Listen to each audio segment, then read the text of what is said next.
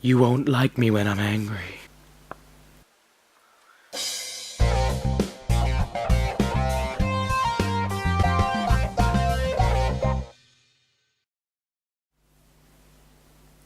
Hello and welcome to RedShoe Media with me, Tom Elgie, and today I am back. It has been a very strange week. I have been ill, I have been doing all sorts of things, but finally we are back on track. We're hoping to get regular uploads again. This is going to be huge, I cannot wait.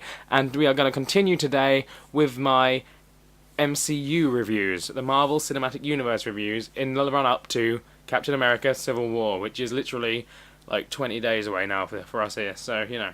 Be sure to go back and check out my Iron Man review if you haven't already. That's up, and it may even be on the side here, I do not know. So just to clarify, this is a review of The Incredible Hulk, not the awful, piss-poor film that was Hulk back in 2007, 8, 6, something like that. Not that awful piece of crap, no. This is The Incredible Hulk, the one that came out, which is officially part of the MCU. I have to say, I was skeptical going into this because of Hulk and all the other variations of the Hulk over the years. He doesn't, as far as Marvel characters go, Hulk doesn't translate onto the big screen as well as many of the other ones that we have seen do so successfully. I think Hulk is such a hard premise because you want to do it so you don't overdo the CGI, but you don't want to underdo the acting, and you need to make sure that you focus more on Bruce than Hulk, when Hulk is the bit we already want to see. But if you do just focus on Hulk in this day and age, it's just going to be a mind cluster of special effects and CGI, and the story probably will get lost in all that, which is pretty much Hulk. I love how they put all of Bruce's backstory in the opening credits. You get to see how he became the Hulk in that. This means we can get straight on with the story and not cram up all our runtime with the same story that we already kind of know the gist of anyway, like they did in Hulk. This ain't no Ang Lee shit. So Bruce is working for the military, and he's making this chemical to for them to use in the war, and he's testing it out, and as seems to be the law in these Marvel films, you must test it out on yourself first. And bam! Hulk. Days without incident, 0. And I thought that was a really nice little touch. To me, that made me think this is actually going to be better than, as I say, the last one, which is all the audience had to go on at the time. I personally, as you may or may not know, if you've seen my last review, you'll know I haven't actually seen any of these yet. I'm watching them for the first time in order, so as they came out, so I'm watching it as a new audience member.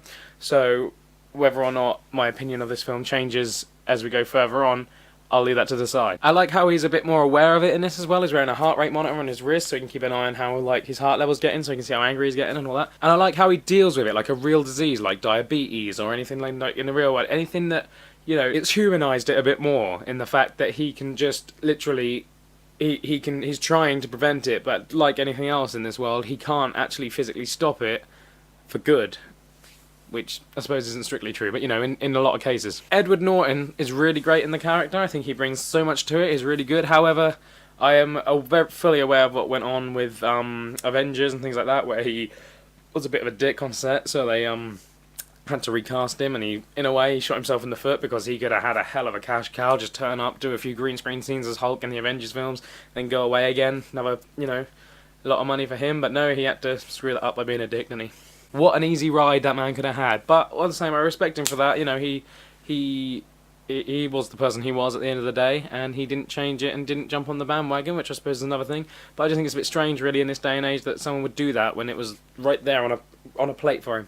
He's a great actor in this, though. And I like how when he's pissed in this, he's really pissed, which, of course, he is. He's the Incredible Hulk, for crying out loud. And he just frisbees so many people in this film, too. It's actually, you know, that in itself is a stunning spectacle to watch for the moments that it's in. But you couldn't watch a whole... Again, this goes back to my point.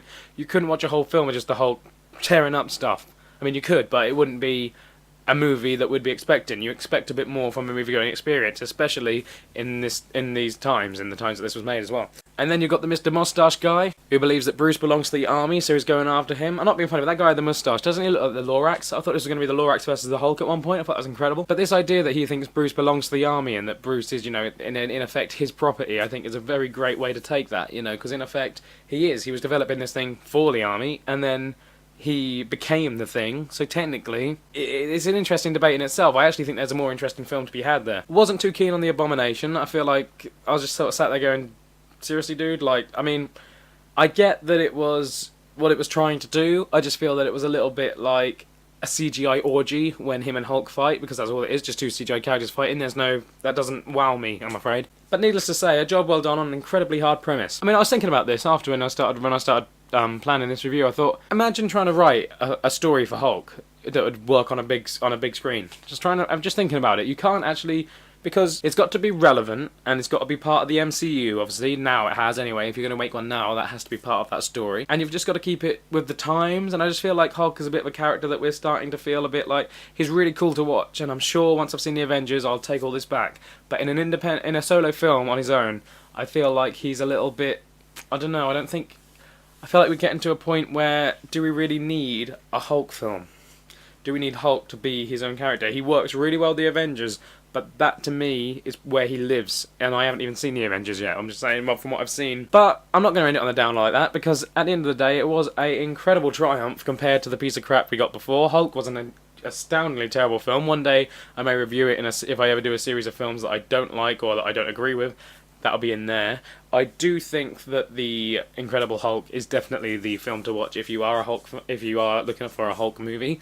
I did find it quite enjoyable. As I say, I had a few little problems with it. It wasn't the character I was most looking forward to seeing the independent film of, so I'm kind of glad I've got it out the way. But at the same time, it did surprise me a little bit how much I did enjoy it. So, I didn't rate Iron Man, so I'm going to go back. Iron Man gets a solid 9 from me. This movie, The Incredible Hulk, I'm going to give it a 7, which actually puts it higher than Batman v Superman. So, there you go. Guys, that's it from me today. Thank you so much for watching this video. If you like what you see, don't forget to click like down there. If you want to hear more, click subscribe, and I will be back as soon as possible with my review of Iron Man 2, which I am very excited for. I've seen it.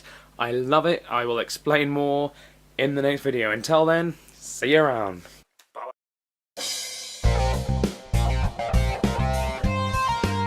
And can I just say, Stan Lee's cameo is probably the funniest one I have ever seen, at least at this point. At this point. It will, obviously, I have got quite a few to go, but yeah, Stan Lee's cameo,